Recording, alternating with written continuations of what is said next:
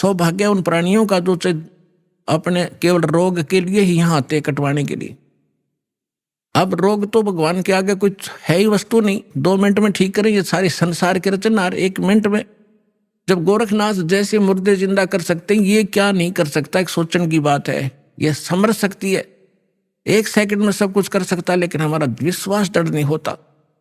फिर भी जैसे यहाँ नाम लिया, आपको भक्तों के से सुनते हो, मुझे ये लाभ हुआ, मुझे ये लाभ हुआ, मुझे ये ठीक हो गया, तो उस आत्मा का दृढ़ विश्वास होता है जो केवल रोग निवारण के लिए आए हैं, संकट निवारण के लिए। उन्होंने मंत्र लिया और उसका खूब जाप करेंगे। यहां से जाते ही क्या होगा, काल के दूत चारों तरफ से भेज दिए जाएंगे। वहां क्या रखा है, चल तुझे वहां झाड़ा लगवाते हैं, वहां क्या रखा है, वो बड़े संत वहां ले चलते हैं। तो पुण्यात्माओं, इस कारण से वो नाम खंडित होने से वो मृत्यु को प्राप्त हो जाता है जो यहां आया था, नाम खंडित होने से।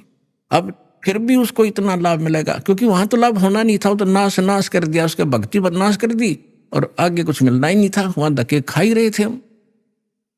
फिर भी उस प्राणी को इतना लाभ होगा, उसको तो मालूम नहीं ना, उसके साथ आने वालों को इतना ज्ञान, वो भी नहीं सोचेंगे यूं मर गया हम जावा को नहीं, वहां पर इसकी मृत्यु होगी, लेकिन वो ना आओ, लेकिन उसके लिए कल्याण हो गया उसका। उसने नाम ले लिया, मृत्यु होगी, या मृत्यु तो वह एक्सीडेंट में हो जाए जब के कर ले, तो तुरंत मनुष्य जीवन मिलेगा उस प्राणी को जो पहला मंत्र भी प्राप्त कर लिया और 10-20 मंत्र भी उसने जाप कर लिए। मनुष्य जीवन गारंटीड है। और मनुष्य जीवन मिल गया तो फिर यहाँ आएगा, भक्ति बीज बू गया उसके अंदर, और उस अगले जन्म में पार हो जाएगा।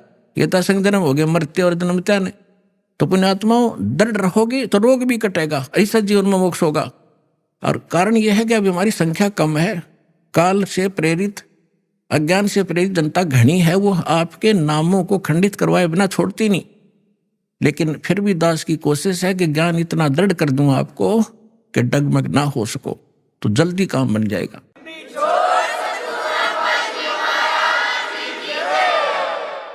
अब जैसे प्रसंग चला था, जैसे कान बंद करके और धुन सुनते हैं, धुन कि हमें धुन सुनती है। अब नाम तो तुम जाप क्या करते हो और धुन सुनने का दावा करते हो, हमने सतलोक वाली सुनगी। अब धुन क्या चीज है और मंत्र क्या चीज है? जैसे एक ढोल होता, ढोलक, ढोलक के बजाने का एक विशेष डंडा सा होते हैं, छोटे छोटे डंड की ही, और उनको ही लगाने से, बजाने से उसकी वो वही आवाज निकलती है जो ढोल की होनी चाहिए। और उस ढोलक के उन विशेष डंडियों की बजाय अगर जूते निकाल के मारने लग जाओगे, उनकी भी आवाज आवेगी, लेकिन वो विशेष डंडी वाली नहीं आवेगी। वो सुर में सुर नहीं मिला सकती उस बाजे उन औरों के साथ, तो वो व्यर्थ है, उसको भगा दिया जाएगा। क्या बकवास कर रहा है तू, तेरा सुर में सुर नहीं मिल रहा। तो जो ये नाम जाप करते हैं काल के, धुन सुनते हैं इसमें, तो वो ढोल का जूते वाली आवाज सुन रही है, उनको वो आवाज भी ना सुने जो वास्तविक सुननी चाहिए। तो इस सत्य नाम के जाप से जो आपको यहाँ धुन सुनेगी, लेकिन इस धुन को सुनकर हम करेंगे क्या? हमने तो वहां जाना जहां से धुन आ रही है, ये धुन न चाटेंगे हम, कोई बात है? हम तो वहां जाएंगे जहां से धुन यहां आ रही है, वहां पहुंचेंगे, तब जाकर बात बनेगी। अब जैसे ये संसारिक लोग ढोल ढाल बजाते हैं, कब? जब विवाह होता है। अब हम गांव के बाहर बैठ कर ढोल सुने जाकर, ढोल सुने भाई, तो क्या वहां लड्डू जलेबी मिल जाएंगी? लड्डू जलेबी तो वहां मिलेगी जहां वो ढोल बज रहा है, वहां जाना पड़ेगा। तो इस प्रकार हमने सतलोक जाना पड़ेगा, वहां सब सुख प्राप्त होंगे। इस धुन से कोई लाभ नहीं, बजो सुनो ना सुनो। आपको जो मंत्र दे दिया, इससे अपने आप वो बज रही है, अपने आप सुर खुलते चले जाएंगे। इसमें असंख्य धुनें हो रही हैं शरीर के अंदर, वो धुन न्यारी है इनसे। कोई है रे परले पार का, जो भेद कहे झनकार का, गरीबदास जी कह रहे हैं कि कोई है उस परले पार का, यहां मुझे बताओ, और वो धुन का भेद बताओ जो धुन वहां है परले पार यानी सतलोक में। ये नकली धुनें हैं, यहां पर जो तुम सुन रहे हो ये धुन वो नहीं। गरीबदास जी क्या कहते हैं? कोई है रे परले पार का, जो भेद कहे झनकार का, कोई है रे परले पार का। परले पार यानी सतलोक में कोई गया हुआ वापस आया हुआ हो तो बताओ मुझे। ये खुद होकर आए थे, उस धुन को सुनकर आए थे, आंखों से कानों से देख सुनकर आए थे। कोई है रे परले पार का जो भेद कहे झनकार का। झन मानुष झनकार मानुष धुन का। वारही गोरख वारही दत्त वारही धरु प्रहलाद अर्थ। ये तुम्हारे गोरख भी इधर ही वारमन उरली साइड। वारही गोरख वारही दत्त, दत्त मान दत्तात्रेय जी, और ध्रुव और प्रहलाद ये सभी इधर ही हैं, काल के ही जाल में है। वारही गोरख वारही दत्त वारही ध्रुव प्रहलाद अर्थ। वारही सुखदेव वारही व्यास वारही पाराशर प्रकाश। वारही दुर्वासा दरवेश वारही नारद सारद शेष। वारही भर्तरी गोपी चंद वारही सनक सनंदन बंद। वारही ब्रह्मा वारही इंद्र वारही संस कला गोविंद। वारही शिव शंकर जो संभ वारही धर्मराय आरंभ। वारही धर्मराय धर धीर परम धाम पहुंचे हे कबीर। रग यजुषाम अथर वेद परम धाम नीलय हा भेद। अलल पंख अगाध भेव जैसे कुंजी सुरती से। वार पार थे हाना था गरीबदास निर्गुण निगाह। अब क्या बताते हैं आदरणीय गरीबदास साहिब जी, परमात्मा से परिचित होकर सतलोक में वो धुन सुनकर वापस आए तो वो कह रहे हैं कोई हैरे परले पार का जो भेद कहे उस धनकार का। वार ही गोरख, वार ही माने उरले तरफ, वार ही गोरख वार ही दत्तात्रेय और वार ही ध्रुव प्रहलाद। वार ही सुखदेव वार ही व्यास और वार ही पाराशर प्रकाश। पाराशर प्रकाश माने जो पाराशर जी ने एक पुराण लिखी है उसको पाराशर का ज्ञान बताते। यानी इन पुराणों के और वेदों के सबके राइटर हैं कौन? व्यास जी। और ये ज्ञान व्यास जी का अपने सत्र का वो तो पुराणों में है। वेद ज्ञान और गीता ज्ञान जो है ये वेद व्यास के सत्र का नहीं है। वेद व्यास जी के अंदर एक ऐसी एक गुण दृष्टि दे दी जाती है, दिव्य दृष्टि, जो भी हम वचन शब्द बोलते हैं ये कभी नाश नहीं होता। ये ब्रह्मांड में घूमता रहता है, पूरे के पूरे सेंटेंस घूमते रहते हैं। अब भाषाएं बदलती रहती हैं जिस कारण से वो आज ऋषि नहीं समझ पाते। तो परमात्मा एक ऐसा गुण देता है अपने ज्ञान को लिपिबद्ध कराने के लिए जो वेद व्यास में दिया था। और उन्होंने वेदों को जो भी जैसा था एज इट इज लिख दिया, उसमें अपना कुछ भी नहीं मिलाया। फिर उससे हट करके पुराण भी उन्होंने जिसने जैसा बोला था, गीता ज्ञान जो श्री कृष्ण के अंदर से काल जो बोल रहा था उसको व्यास जी नहीं पहचान सके। श्री कृष्ण में जो काल बोल रहा था, श्री कृष्ण के शरीर का प्रयोग करके जो वार्ता अर्जुन और उस श्री कृष्ण के मुख से बोल रहे उस ज्ञान की हुई थी, वह जो भी थी एज इट इज लिख दी उसने।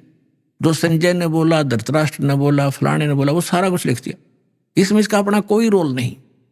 और इसका रोल होता फिर ये इसमें देवी पुराण के अंदर नारद जी से पूछ रहा है कि सृष्टि किसने रची, कैसे रची। नारद जी बता रहे हो मैंने अपने पिता से सुनी नो। था उनको ज्ञान होता है व्यास जी को, तो वो अपने ही तरफ से लिखता और अपना ही ज्ञान बताता। तो यहाँ कहने का भाव ये है कि ये चारों वेद जो हैं ये इनके अंदर परमात्मा परम धाम का पाने का ज्ञान नहीं है, उस परमात्मा की महिमा अवश्य लिखी है। तो इसके लिए क्या बता रहे हैं? धर्मराज दरबार में देई कबीर तलाक, मेरे भूले चूके हंस को तू पकड़िए मत जाके। आदरणीय गरीबदास साहिब जी 10 वर्ष के बालक थे। अपने ही खेतों में अपने ही गऊओं को चरा रहे थे, उसके साथ और भी बहुत से उनके कुछ नौकर, क्योंकि गरीबदास जी के जो पिताजी थे बहुत बड़े किसान थे, लगभग 1300-1400 एकड़ जमीन थी। वो अपने ही खेतों में लगभग 100-150 गऊओं को चरा रहे थे। और भी गांव के कुछ निर्धन व्यक्ति अपने गऊओं को भी उन्हीं के खेतों में हरी चराया करते थे। वो वहां पाली गवाले थे। तो सतलोक से परमात्मा आए एक जिंदा महात्मा के रूप में, और वहां एक कुंवारी गाय का दूध निकाला। परमात्मा ने कुंवारी गाय का दूध पिया, गरीबदास जी को मंत्र दिया प्रथम और वो दूध पिलाया। उसके बाद गरीबदास जी को लेकर के उनकी आत्मा को ऊपर ब्रह्मांड सब दिखाकर, ब्रह्मा विष्णु महेश धर्मराज का सब दिखा करके सचखंड ले गए। पीछे से आदरणीय गरीबदास साहिब जी 10 वर्ष के बालक को मृत जानकर चिता पर रख दिया था। अंतिम संस्कार करने वाले थे, उसी समय परमात्मा ने आत्मा को ऊपर से पूर्ण रूप परिचित करा के, सारा ज्ञान दिखा के, अपनी समर्थता से परिचित करा के वापस छोड़ दिया। तब उस 10 वर्ष के बालक ने उठकर जो आंखों देखा, परमात्मा की महिमा गाई, वो इस प्रकार है। गरीबदास साहिब जी बता रहे हैं कि जब मुझे परमात्मा यहाँ से लेकर गए, यहाँ के धर्मराज जो चीफ जस्टिस ऑफ वन ब्रह्मांड, एक ब्रह्मांड का जो चीफ जस्टिस है, जिसके सामने किसी की पार हिम्मत नहीं जाने की, उसके दरबार में जाकर के परमात्मा जब पहुंचे, अपने आत्मा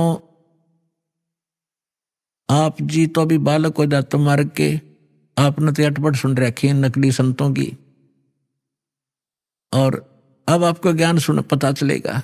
जैसे आप जी को एक अमेरिका की भविष्यवक्ता, अमेरिका की फ्लोरेंस की भविष्यवाणी सुनाई थी पिछले सत्संग में, और उसने क्या बताया है कि उस संत के ऊपर नक्षत्र से एक प्रकाश आ रहा लगातार, उसकी किरणें उसके मस्तिष्क पर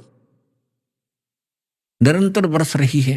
तो यह शक्ति सतलोक से सतपुरुष की, कबीर भगवान की दास के पास आ रही है, और उसी से दास आपको कनेक्शन दे रहा है, ये रियल पावर मिल रही है आपको। फिर वो क्या बताती है कि उसका चेहरा जो मैं देखती हूं, जैसे उसके चारों तरफ सूर्य उदय हो रहे हों। इस शरीर के अंदर एक और बॉडी है। जिन भी महापुरुषों को लेकर गए, उनके यहाँ की बॉडी यहीं छोड़ गए, अंदर ऐसा ही शरीर है, वो ओरिजिनल, यानी तो भक्ति से संग्रहित, भक्ति से चार्जड है वो। तो जैसे सर्प कांचली छोड़ देता है, अपने ऊपर की कैंचली त्याग जाता है, वह सर्प जैसी होती है, लेकिन वो सर्प न्यारा है। ऐसे ही शरीर के अंदर ओरिजिनल जो बॉडी है वो अलग है, और उसका प्रकाश फिर उस सूक्ष्म शरीर से बाहर झलकता है। इसके बारे में गरीबदास जी कहते हैं, देही को सतगुरु कहें, ये सब धुंधर ज्ञाने, 4 दाग आता नहीं, वाको सतगुरु जाने। इस शरीर की, इस बॉडी को सतगुरु जो मान रहे हैं, वो तो अभी बालक है। इसके अंदर जो और शरीर युक्त वो सतगुरु है, वो मरता नहीं कभी। 4 प्रकार के दाग हैं, अंतिम संस्कार 4 प्रकार से किया जा रहा अपने यहाँ पर। एक तो दफना देते हैं, मिट्टी में गाड़ देते हैं ईसाई और मुसलमान भाई, और हिंदू और सिख संस्कार कर देते हैं। कुछ ऐसे हैं जो जल प्रवाह कर देते हैं उसको, मच्छी कीड़े मकोड़े खाकर उसके शरीर को दबा देंगी। और कुछ क्या करते हैं, एक मचान बना देते हैं ऊंचा, उस 100 को उस पर डाल देते हैं, पशु पक्षी, ऊपर के पक्षी आदि खा लेते हैं। तो 4 प्रकार से अंतिम संस्कार यानी दाग दिया जाता है। इसके बारे में गरीबदास जी कहते हैं, इस देही को सतगुरु कहें, ये सब धुंधर ज्ञान, और 4 दाग आता नहीं, वाह को सतगुरु जान। तो यहाँ क्या बता रहे हैं कि परमात्मा जब ऊपर लेकर गए गरीबदास जी को, तो परमेश्वर के शरीर से वहां जब उसने देखा, ऐसी चमक थी, और धर्मराज अपने सिंहासन पर विराजमान था, न्यायाधीश। परमात्मा वहां प्रवेश किया, एकदम वो कुर्सी छोड़कर खड़ा हो गया, सिंहासन छोड़कर, और ऐसे जैसे एक उच्च अधिकारी के सामने बहुत निम्न सत्र का अधिकारी करबद्ध होकर के सावधान हो जाता है, और वो डांट लगाता है। उच्च अधिकारी छोटे अधिकारी को अपना आदेश देता है अपनी लैंग्वेज में, और वो सब स्वीकार्य करता है, जो एक शिष्टाचार होता है। तो क्या कहते हैं, धर्मराज दरबार में देई कबीर तलाक, मेरे भूले चूके हंस को तू पकड़िए मत कजाक। है जिस धर्मराज के सामने ब्रह्मा विष्णु महेश की हिम्मत नहीं जाके को अपशब्द बोल दे, ये तो आप यही देख लो, अपने चीफ जस्टिस के सामने प्रधानमंत्री की हिम्मत नहीं उसको जाके कुछ वहां, और उस प्रधानमंत्री के सामने भी सिंहासन नहीं छोड़ेगा चीफ जस्टिस। हाँ, राष्ट्रपति जब जाएगा उसने सिंहासन छोड़ना पड़ेगा राष्ट्रपति के लिए। हमारे राष्ट्रपति इतने सर्वमान्य होते। इसी प्रकार जब धर्मराज ने देखा कि राष्ट्रपति आगे यानी पूरी विश्व के मालिक एकदम कुर्सी छोड़कर खड़े हो गए, परमात्मा क्या कहने लगे, धर्मराज दरबार में दई कबीर तलाके, मेरे भूले चूके हंस को तू पकड़िए मत कजा के। कि मेरा हंस और गलती से नाम भी त्याग दिया हो, गलती से ना जान रहा हो, जानबूझ के बकवाद करे, उसका तो माफी है नहीं। और किसी कारण से भी आपको ने नाम ले रखा है और आपका ना जान रहा, फिर छोड़ छाड़ गए कुछ दिन, तो जब आपकी मृत्यु होगी तो परमात्मा कहते हैं आपको वहां ले जाया जाएगा धर्मराज के पास। तो क्या कहते हैं, आपने जो 2-4 साल भक्ति कर ली, 2-4 वर्ष दास के यथार्थ नाम की, तो इन सभी मंत्रों का जो जाप आप कर रहे हो शरीर के अंदर, ब्रह्मा जी, विष्णु जी, शिव जी, गणेश जी, दुर्गा जी का, इनकी बहुत सी भक्ति संग्रहित हो जाती है, क्योंकि ये बहुत गजब का मंत्र है। इसके आधार से फिर आपको विष्णु जी के लोक में कुछ दिन जाना पड़ेगा, वहां पर पुण्य खत्म करोगे, फिर वहां से पुण्य खत्म होते ही आपको ब्रह्मा जी के लोक में भेज देंगे, वहां देवता बन करोगे, फिर विष्णु जी के लोक में, फिर शिव जी के लोक में, अपनी सारी पूंजी नाश करके और फिर नरक लोक में। तो वहां जब धर्मदास जी को परमात्मा धर्मराज के दरबार में धमका रहे थे कि मेरे भूले चूके हंस को भी तो पकड़िए मत कजाक, खबरदार मेरे हंस को तूने, जिसने न्यू कह दिया कि मैं कबीर साहब का उपदेश ले रखा था, और आपको पता ही होगा वो कौन सा नाम जाप कर रहा है, उसकी भक्ति से पता लग जाएगा, तो उसको पकड़ना नहीं। फिर धर्मराज क्या कहते हैं, बोले पुरुष कबीर से धर्मराय कर जोड़े, तुमरे हंस को पकड़ू नहीं मन 2 ही लाख करोड़े।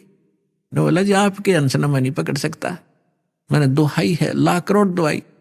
फिर क्या बताता, अपनी व्यवस्था, अपनी मजबूरी बता रहा है कि यहाँ का विधान है, जैसा कर्म जिसने किया है वो भोगना पड़ेगा। अब मेरे वो कागजों में होगा, तो यहाँ तो परमात्मा इस लिखत का हिसाब चलता है, जैसने जैसा कर्म किया वो भोगना पड़ेगा। आपकी शरण माने से पहले उस प्राणी ने जो आपसे बिछुड़ गया, उसके पाप भी होंगे पुण्य भी होंगे, तो मुझे तो दोनों का ही दंड देना पड़ेगा। तो परमात्मा क्या कहते हैं, मदहारी जारी नरा और भांग तमाकू खाई, यानी पहले कितनी गलती कर रखी है इसने। मद आहारी शराब पीने वाले, यानी और भी बहुत सी गलतियां जो कर दी हों, तमाकू भांग खाते हों, और पर्दा राग पर घर तकें, दूसरे की पत्नी में पूरी नीयत रखते हैं, दूसरे के घर को तकते हैं, यानी चोरी दाव लगाते हैं, उनको पकड़ूं के नहीं। आपकी शरण माने से पहले जिन्होंने जो गलतियां ये कर रखी हैं दाता, उनको पकड़ूं के नहीं। मदहारी जारी नरा जो भांग तमाकू खाही, परदारा पर घर तकें जिनको लो अकनाही। धर्मराय विनती करे सुनियो पुरुष कबीर, हे भगवान कबीर सुनियो, जिनको तो पकड़ने पड़ेंगे और जड़नी पड़े जंजीर। अब परमात्मा क्या कहते हैं, कर्मों से तीरथ हैं अब हैं जो शरण कबीर, जिनको निश्चय मारे हूं और काटो बल तकसीर। परमात्मा क्या कहते हैं, पहले किए सो बकस हूं आगे करे ना कोई, कबीर कहे धर्मराय सो नाम रटे मम सोई। ये कर्म वरम ब्रह्मंड के मैं पल में करहूं नेश, जिन हमरी दो ही दई सो करो हमारे पेश। अपने आत्माओं अध्यात्म ज्ञान का तभी हिंट भी नहीं थे अपने पास। इस जैसे आप देखते हो प्रत्येक देश में, प्रत्येक देश का एक राजदूत भवन होता है, ऐसे ही परमात्मा ने प्रत्येक ब्रह्मांड में अपना एक राजदूत भवन बना रखे।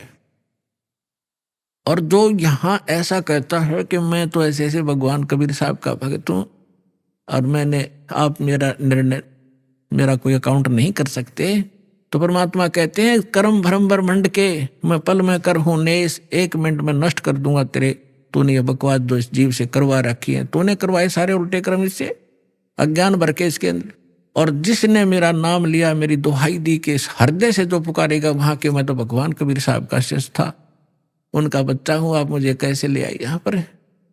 तो उनको मेरे पास, मेरे राजदूत भवन में करो हमारे पेश, तो उसका अकाउंट भी नहीं लेना, खबरदार। परमात्मा ने यहां तक बोल दिया, कर्म भ्रम ब्रह्मांड के मैं पल में कर हूं नेश, यानी क्रॉस कर दूंगा, उन पर कांटा लगा दूंगा।